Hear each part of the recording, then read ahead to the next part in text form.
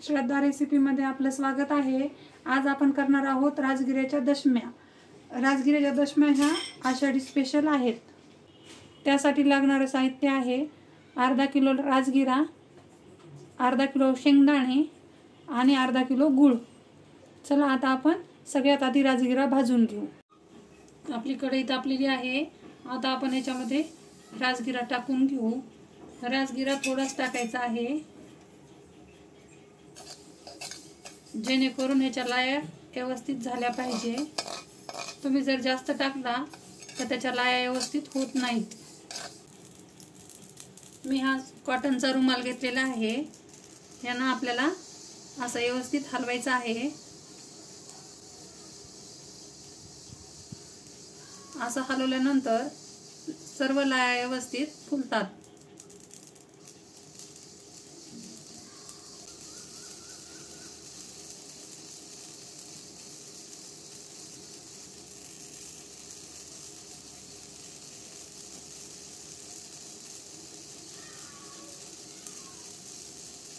तुम्ही पाहू शकता ह्याच्या लाया किती छान व्हायल्यात ते। असं सुती कपड्यानं हलवल्यानंतर आपल्याला पोळण्याची पण भीती नसती आणि खाली राजगिरा पण शिल्लक राहत नसतो। तुम्ही पाहू शकता आपल्या लाया झालेल्या आहेत। आता आपण हे एका ताटामध्ये काढून घेऊ। मी तुम्हाला परत एक वेळेस राजगिरा भाजून दाखवते।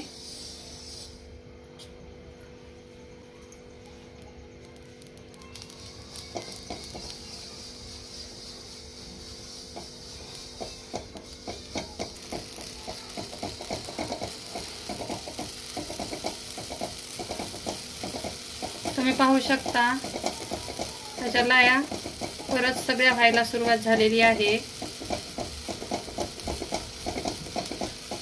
फक्त आपल्याला हा कपडा असा दर गोल गोल फिरवायचा आहे।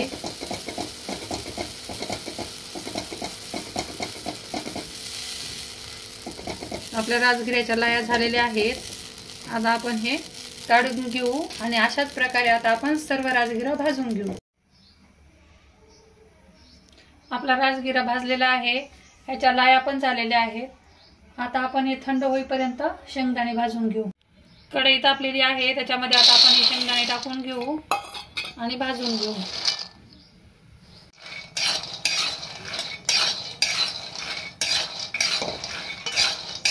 शेंगदाणे चांगले करपूस होईपर्यंत भाजायचे आहेत।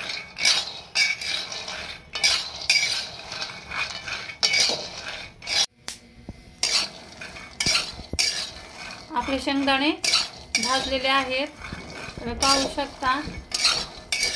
आता आपण गॅस बंद करू आणि आपले शेंगदाणे गार होईपर्यंत आपण राजगिरा मिक्सरला बारीक करून घेऊ। आता आपण ह्याच्यामध्ये ह्या लाया टाकू आणि मिक्सरला बारीक करून घेऊ।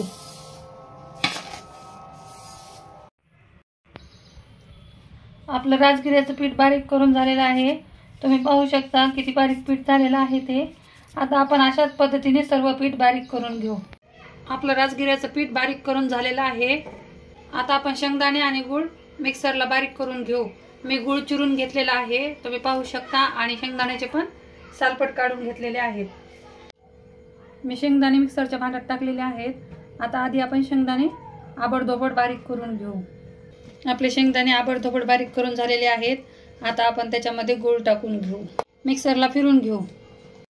आपलं गूळ आणि शेंगदाणे बारीक करून झालेलं आहे। आता आपण थोडंसं कोमट पाणी करून घेऊ आणि राजगिऱ्याचं पीठ तिंबून घेऊ। मी पाणी गरम करायला ठेवलेलं आहे, तुम्ही पाहू शकता। पाणी ह्याच्यामुळे गरम करायचं आहे की त्यामुळे पिठाला जास्त चिकटपणा येतो। थंड पाणी टाकल्यावर पण येतो, पण तितका येत नाही। आपलं पाणी कोमट झालेलं आहे। आता आपण गॅस बंद करून घेऊ। आता आपण ह्या परातीमध्ये राजगिऱ्याचं पीठ टाकून घेऊ आणि उंडा तिंबून घेऊ। मी थोडंच पीठ घेतलेलं आहे। मी आता लागल तशा गरम गरम दशम्या करणार आहे, त्यामुळे मी आता थोड्या 2-3 दशम्यापुरतंच पीठ घेतलेलं आहे। तर याच्यामध्ये थोडं कोमट पाणी टाकायचं आहे आणि पीठ मळायचं आहे। हाताला सोसेल एवढंच कोमट पाणी करायचं आहे। आता आपण हे व्यवस्थित तिंबून घेऊ। आपला उंडा तिंबून झालेला आहे। आता आपण याला 5-10 मिनिटासाठी झाकून ठेवू। 10 मिनिटं झालेले आहेत। आपला उंडा व्यवस्थित मुरलेला आहे। आता आपण याची दशमी करू। मी तवा गरम करायला ठेवलेला आहे। आता आपण दशमी करून घेऊ। मी हा उंडा घेतलेला आहे। आता मी हा या पिठामध्ये बुडवून घेणार आहे। असं व्यवस्थित असं गोल करून घेणार आहे। तुम्ही पाहू शकता असं खोलगट करायचं आहे आणि ह्याच्यामध्ये जे आपण शेंगदाणे आणि गुळाचं मिश्रण केलेलं आहे ते भरून घेणार आहोत।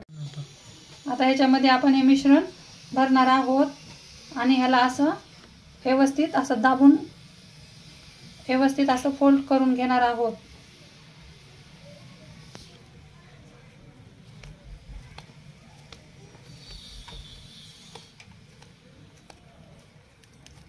आणि परत आपण ह्याला ह्या राजगिऱ्याच्या पिठामध्ये बुडवून घेणार आहोत आणि असं गोल करणार आहोत। तुम्ही पाहू शकता। आता आपण ह्याला लाटून घेऊ।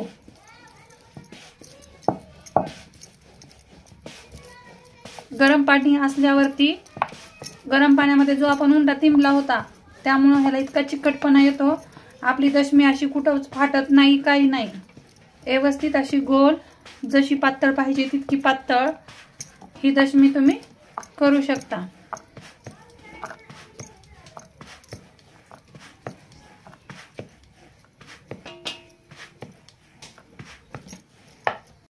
पाहू शकता आपली दशमी बनून तयार आहे। तिला आपण थोडंसं तेल लावू। आता आपण तव्यावर पण थोडंसं तेल शिंपडू, कारण की पहिली दशमी आहे, एखाद्या वेळेस चिटकू शकते। आता आपण ही दशमी तव्यावर टाकून घेऊ। आता आपण ही दशमी उलटून घेऊ। किती छान दशमी पचली आहे, तुम्ही पाहू शकता। आता आपण या दशमीला तेल लावून घेऊ ह्या एका साइडनं। तुम्हाला आवडत असेल तरच तुम्ही तेल लावा, तुम्हाला जर आवडत नसेल तर नाही लावलं तरी चालतंय। आता आपण ही बाजू पलटून घेऊ आणि इकडच्या बाजूने पण आपण तेल लावू।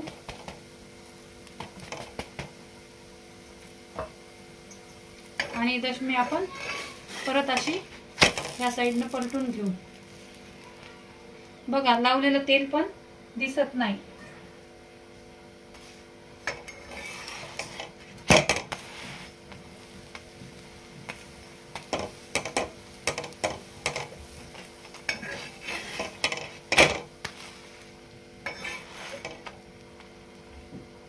भाजली आहे, तुम्ही पाहू शकता। आता मी हिला काढून घेते।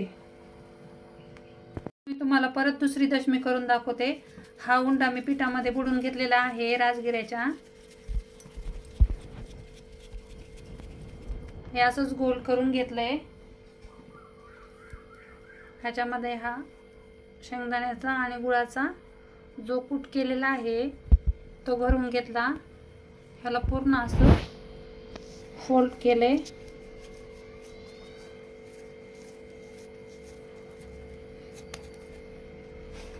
परत ह्याला मी राजगिऱ्याच्या पिठामध्ये बुडवून घेतलं आणि असं व्यवस्थित गोल केलेला आहे। आता मी दशमी लाटून घेते।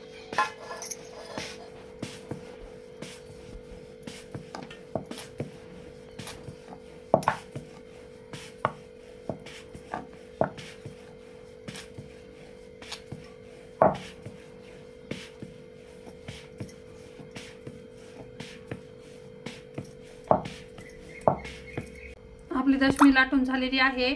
आता मी हिला तेल लावणार नाही आहे, अशीच मी हिला तव्यावर टाकणार आहे आणि मी तव्याला पण तेल लावलेलं नाही आहे।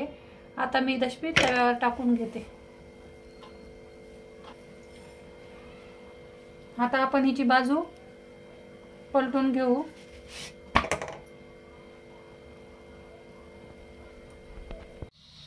आता आपण हिला पलटून घेऊ। मी हिला तेल अजिबात लावलेलं नाही आहे।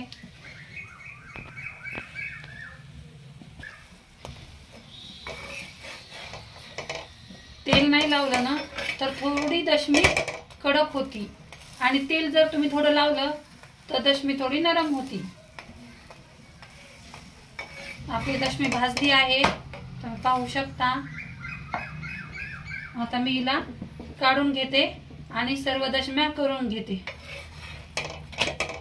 आपल्या दशम्या बनवून तयार आहेत। तुम्हाला जर माझा व्हिडिओ आवडला असेल तर माझ्या व्हिडिओला लाईक करा, शेअर करा आणि माझ्या चॅनलला सबस्क्राईब करा। धन्यवाद।